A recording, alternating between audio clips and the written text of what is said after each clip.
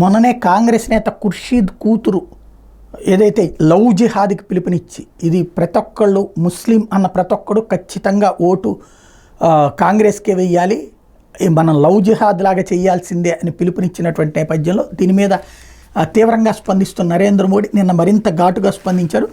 దేశంలో ఓట్ జిహాద్ అట గత కొన్ని దశాబ్దాలుగా నిశ్శబ్దంగా కొనసాగుతూనే ఉంది. మోడీకి వ్యతిరేకంగా ఓట్ జిహాద్ వేయాలని కొందరు పిలుపునిస్తున్నారు. ఇంత జరుగుతున్నా ప్రతిపక్షాలు నోరెత్తడం లేదు. అంటే ఈ పిలుపుని ప్రతిపక్షాలు అంగీకరిస్తున్నట్టే లెక్క. ఓట్ జిహాద్లో పాల్పంచుకున్న వారికి ప్రజల ఆస్తులు దోచిపెట్టాలని కాంగ్రెస్ కుట్రలు పన్నుతోంది.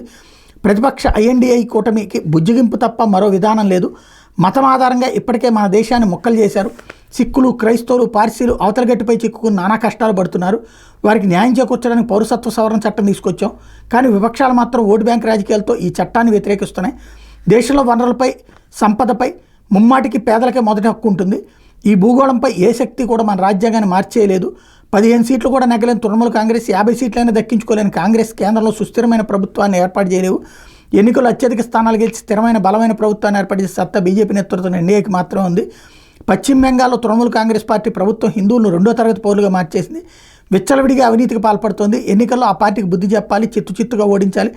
ప్రజలను లూటీ చేసిన వారిని శిక్షించకుండా వదిలిపెట్టబోమని గ్యారంటీ ఇస్తున్నట్టు మోడీ స్పష్టం చేశారు.